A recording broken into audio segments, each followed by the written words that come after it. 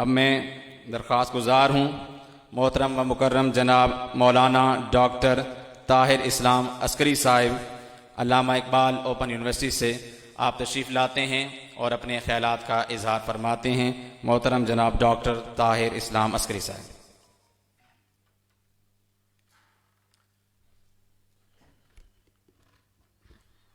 الحمدللہ رب العالمین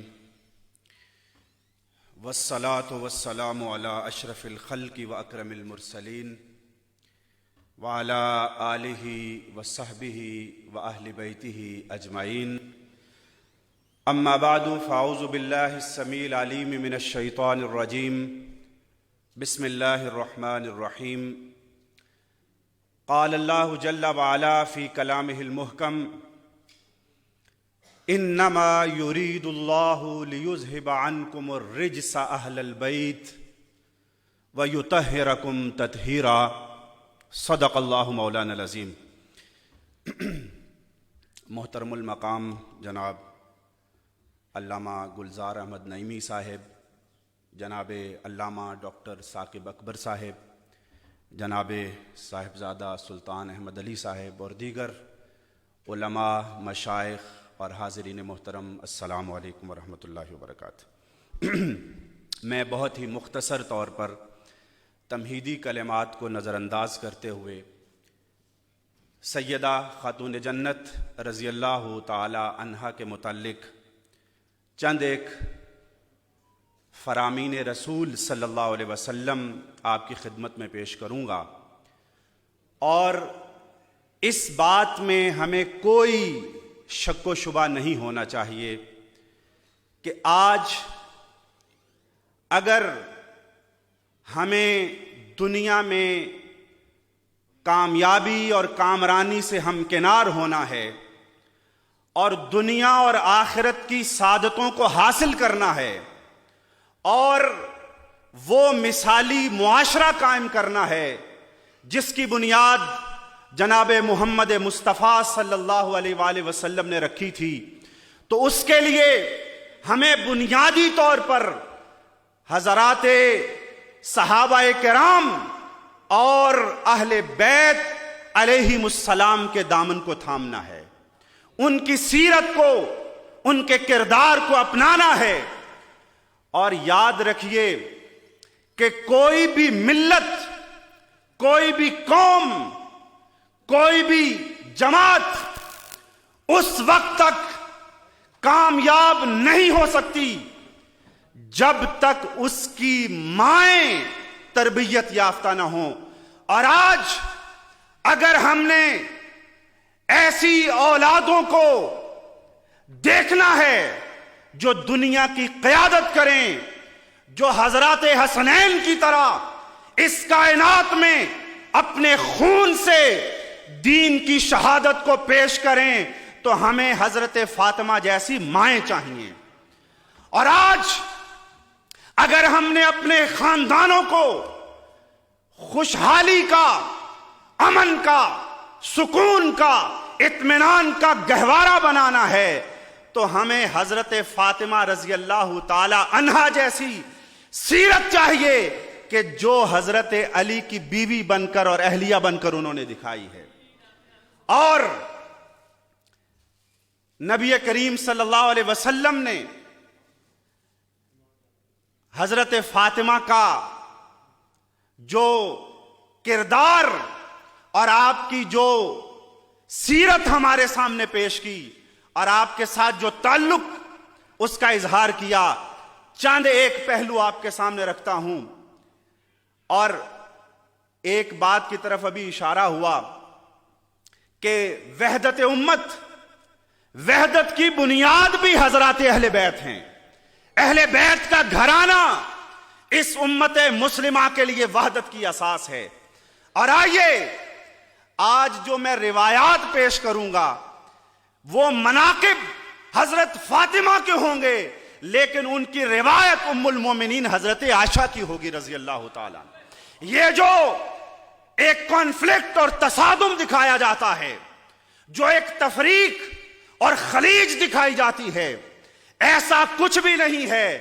حضرات صحابہ اور امہات المومنین نے خود اہل بیت کے فضائل ہمارے سامنے بیان فرمائے ہیں.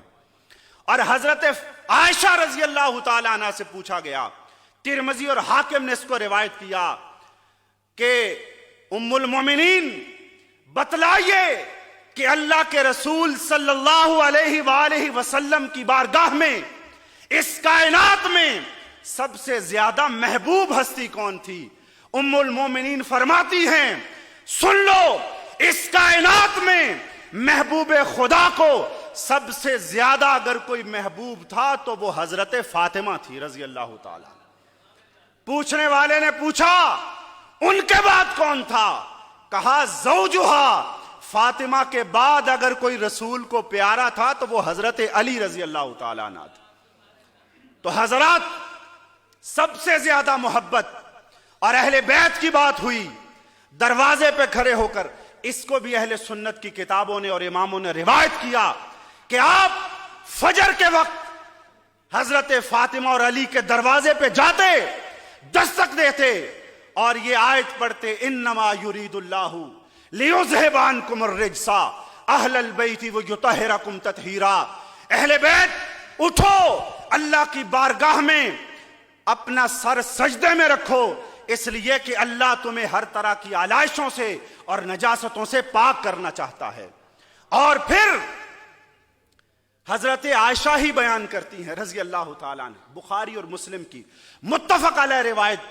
حضرت عائشہ فرماتی ہیں کہ ایک دن بالکل آخری ایام تھے جناب نبی کریم صلی اللہ علیہ وسلم کے. حضرت فاطمہ آتی ہیں، آپ علیہ السلام ان کو اپنے قریب بٹھاتے ہیں اور حضرت فاطمہ کے کان میں سرگوشی میں ایک بات کہتے ہیں. حضرت فاطمہ، ان کی آنکھوں میں آنسو آ جاتے ہیں، رونے لگتی ہیں. پھر جناب مصطفیٰ علیہ السلام ان کو دوبارہ سے ایک اور بات کہتے ہیں. حضرت فاطمہ مسکرانے لگتی ہیں. ام المومنین کہتی ہیں، مجھ سے رہا نہ گیا، میں نے کہا فاطمہ وہ کیا بات تھی جس پر پہلے آپ مسکرا دیں اور پھر آپ پہلے رو دیں اور پھر مسکرائیں؟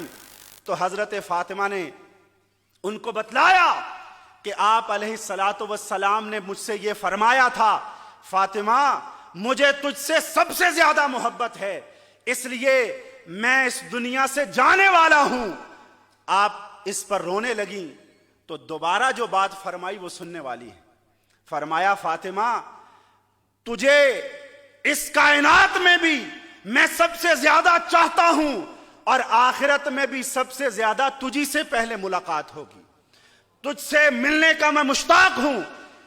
اس پر مسکرائیں اور پھر آپ نے فرمایا اما ترضینا یا فاطمہ، اے فاطمہ کیا تو اس بات پر راضی نہیں ان تکونی سیدۃ نساء اہل الجنہ، اے فاطمہ کیا تو اس بات پر راضی نہیں کہ اللہ تجھے اہل جنت کی تمام عورتوں کا سردار بنا دے؟ سیدۃ نساء المؤمنین، اس کائنات میں جو بھی مومن آئے گا اس کی عورت کی سردار اگر کوئی ہوگی تو وہ فاطمہ ہوگی رضی اللہ تعالیٰ عنہ. اور احترام اور محبت کا مظاہرہ کس طرح فرماتے تھے؟ حضرت عائشہ ہی فرماتی ہیں، جب آپ مجلس میں تشریف فرما ہوتے، فاطمہ آتی، میرے مصطفیٰ صلی اللہ علیہ وسلم کھڑے ہو کر بیٹی کا استقبال کرتے، بیٹی کا استقبال کرتے، رحبت بہا، ان کو خوش آمدید کہتے، آگے بڑھتے، ان کی پیشانی پہ بوسہ دیتے اور اپنے برابر بٹھاتے. اور بیٹی کا کردار کیا تھا؟ عائشہ کہتی ہیں کہ اسی طرح جب نبی کریم صلی اللہ علیہ وسلم فاطمہ سے ملنے جاتے، بابا کو دیکھ کر فاطمہ کھڑی ہو جاتی، آپ کا استقبال کرتی، آپ کو بوسہ دیتی اور پھر اپنی نشست پر بٹھاتی. حضرات محترم، آج ضرورت اس بات کی ہے کہ ہم اہل بیت کا احترام بھی دلوں میں بسائیں، ان کی محبت کو اپنی آنکھوں کی ٹھنڈک بنائیں اور اس کے ساتھ ساتھ ان کے کردار کو عملی طور پر اپنائیں. آج یہ اب بات ایک تلخ ہے، لیکن آج ہمارے کردار اور ہمارے اعمال اور ہماری سیرتیں، ہمارے طرز عمل، ہمارے برتاؤ، ہمارے گھروں میں رہن سہن آج وہ اہل بیت کے نقشے کے مطابق نہیں ہیں۔